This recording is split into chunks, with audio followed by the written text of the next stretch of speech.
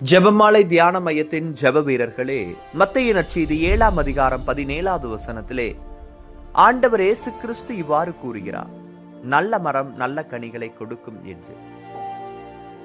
அன்னை மரியாளை நல்ல மரமாக விவிலியம் வெளிப்படுத்துகின்றது. ஏனென்றால் திருப்பாடல் 1 ஆண்டவரது திருச்சட்டத்தை இரவும் பகலும் சிந்திப்பவர் நற்பேறு பெற்றவர்.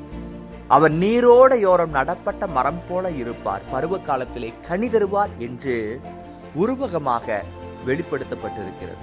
இதை அன்னை மரியாளோடு இணைத்து தியானித்து பார்த்தோம் என்றால் இயேசுவினுடைய வார்த்தை எவ்வளவு ஆழமானது, அர்த்தமானது, உயிருள்ளது என்பதை உணர்ந்து கொள்ள முடியும் ஆவியின் துணையோடு. அன்னை மரியாள் நல்ல மரமாக இருந்த காரணத்தால் தான் எலிசபெத்தினுடைய வார்த்தை உம் வயிற்றில் வளரும் கனியும் ஆசி பெற்றது.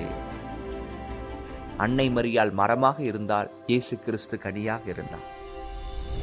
இந்த உறவு நிலையை நாம் உணர்ந்து கொண்டோம் என்றால் இன்று நீங்களும் நானும் நல்ல மரமாக இவ்வுலகில் இருப்போம்.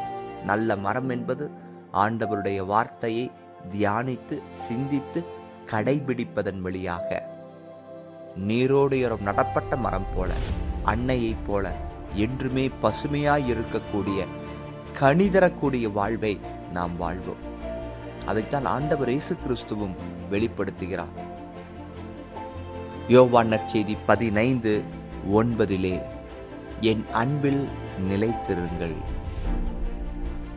நீங்கள் கனி தரவும் நீங்கள் தரும் கனி நிலைத்திருக்க உங்களை ஏற்படுத்தினேன் என்று.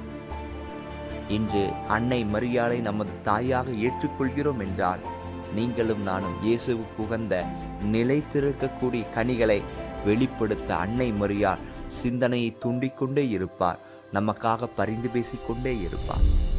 இந்த சிந்தனையை நம் உள்ளத்திலே இருத்தி இந்த நாளிலே ஜெபமாலை தியான மையத்தினுடைய ஜெப கருத்தாக கனிதரக்கூடிய வாழ்க்கையை இன்று கிறிஸ்துவர்கள் என்ற பெயரளவில் வாழ்ந்து கொண்டிருக்கின்றவர்களுக்கு கிறிஸ்துவத்தினுடைய வேரோட்டத்தை அறிந்து கொண்டு நிலைத்திருந்து கனிதரக்கூடிய சாட்சிய வாழ்வை இறைவன் ஒவ்வொருவருக்கும் உருவாக்கி தர வேண்டும் என்று சொல்லி இந்த நாளில் நாம் ஜெபிப்போம்.